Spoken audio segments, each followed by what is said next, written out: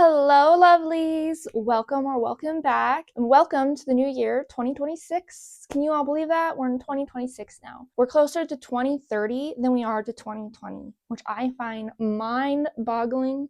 But here we are. And as the first video of 2026, I'm going to be talking about all the books that I read in the month of December. But first, here we are in my cozy little hobby room. I'm not going to show it yet because it is not completely finished, but when it is, I will definitely be giving you all a tour of it. I'm just so excited that I have my own little hobby room.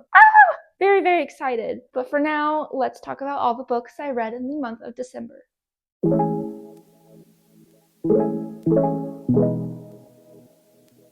The first book being The Gingerbread Bakery by Laurie Gilmore. I don't know why I said it like that. But anyways, isn't this the cutest little book ever? She just has the cutest covers. 100% honesty, cutest covers ever. Now this is the 5th installment in the Dream Harbor series, and this was a 4-star read for me. This is between Annie and Mac. You kind of have to read the first few books to figure out Annie and Mac and what their story is about. It is definitely an enemies to lovers. Very, very cute, and it's a duo timeline, meaning we get the present and then we get the past when they were teenagers. And that's how we figure out why Annie hated Mac so much. I just love the cute holiday atmosphere of this book, and I honestly love the banter between Annie and Mac. I find their banter so funny. And also, like, why? I mean, you could tell they like each other, but, like, they're trying not to. I think this is probably, what's the year? The strawberry, this one. The Strawberry Patch Pancake House is my favorite one so far. And then it's between these two to take second place. So there's a tie here, which is funny because they're both the seasonal ones. Yeah, I'm just really love the Dream Harbor series. Cutest romances, and there's another one coming out this year. I don't remember what month it comes out. I think it comes out in March. Anyways, of course I'll be talking about that one when I read it, so keep an eye out. The second book I read in the month of December is A Land So Wide by Erin A. Craig. I talked about this one in a haul video, and I was so far off. I was so far off on what this book is about. Now, this was a 4.5. Actually, I think it was more like a 4.75 for me. It would have been a 5-star if it ended the way I wanted it to end. It was that close to ending the way I wanted it to end, and then it didn't happen. But it was still a really good book. I never hear anybody talk about this book, ever. This deserves so much more credit. This is a high recommendation for me. So please read this book. Now, this is kind of a not fantasy. It's kind of like a folk type of read. I don't really know how to describe it, but it's really, really good. It's about Greer, who lives in a cursed town called Mistaken. And in this town, it is surrounded by these warding stones that are warding off the bright-eyed, which are monsters that live in the woods. And one day, Greer's love, Ellis, disappears behind the barrier into the woods, and it's up to her to save his life. Along the way, Greer is hunted by the bright-eyeds and figures out the hidden truths behind the creation of the town of Mistaken, as well as her own origins. I just love, I wouldn't really say supernatural feels, but I just love the feels of this book. It was just really cool. I loved how the bright-eyeds were like, the best way I can describe them is a vampire shape-shifting fae. That's the best way I can describe what they are.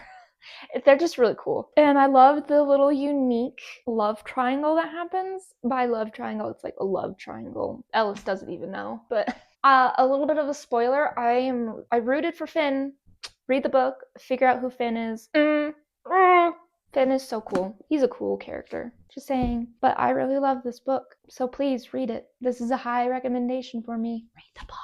There's a quote in it as well that kind of resonates with life, and that is, let me grab it. We spend so much time working and striving, raising food, raising families, raising a whole town, and for what? In one flash, it can all come undone, which is so true. So you only live once, right? YOLO. So if you want to do something, do it now, because you might not get the chance tomorrow. The third book I read in the month of December was a little bit of a strange read for me. So I read it from the 1st of December to the 24th, and I know that because it was an Advent book.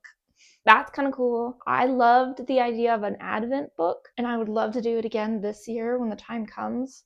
That's months away though. This is A Heart for Christmas by Sophie, Jomain. It was kind of a cool book. It was very rom-com Hallmark-esque. So I gave it 3 stars. Because as I said, it was very cheesy. Hallmark, if you know Hallmark, you know all their movies are cheesy. That's exactly what this was.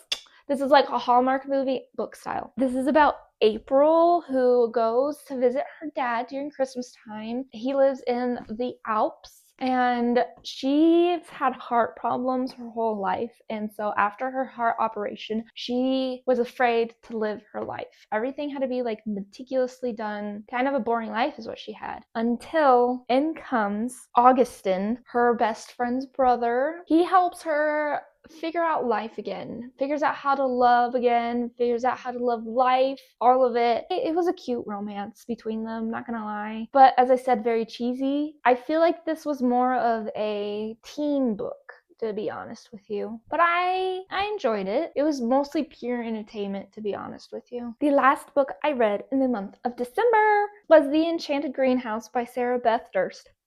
I love her freaking covers. Spell Shop was her first one. Look at the cover.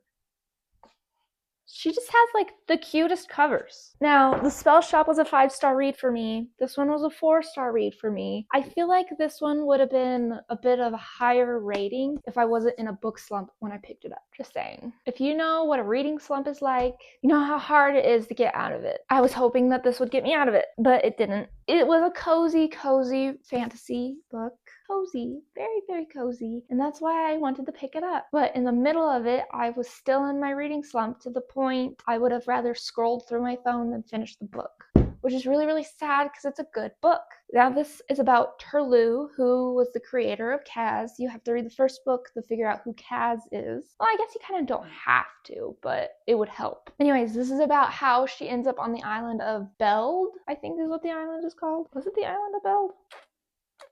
Okay, well, we're just gonna call it the island of Beld. Anyways, this is about how she ends up on the island of Beld, and there she meets sentient plants, which is kind of cool. I mean, a plant that can walk around and talk.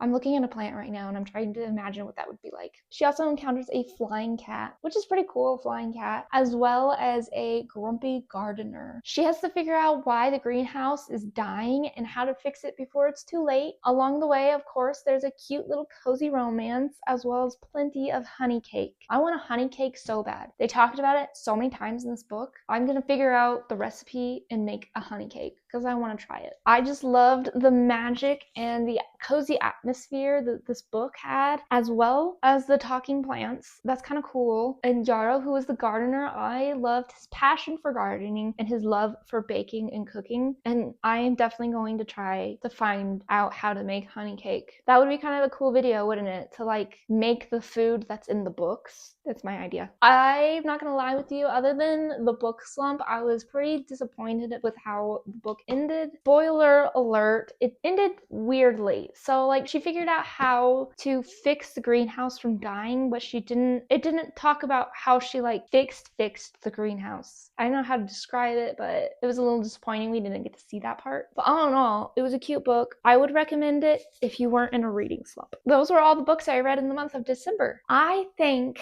that this year I'm gonna do every 2 months. So I'll be talking about the books I've read in the month of January, in the month of February, in the month of March. I just think it would be a little bit more interesting that way and probably a lot more books to talk about. I'm being glared at. Like hardcore glare. You wanna see who I'm getting glared at by? Look at that. Glaring at me. Why are you glaring at me? That's Honey, by the way. Honey and Rogue are in this room. You don't know them. They're the outside cats. They're in this room right now because it's really stormy outside, and I feel guilty about leaving them out there when it's stormy. So they come in here. I'm just so excited for the year of 2026. It's finally here. Let's make this year our year. Make 2026 your year. Do what you want to do it now. I will see you all in the next video. And until then, stay safe because it's still a crazy world out there. And have fun. Seriously, go have fun. Till then, bye!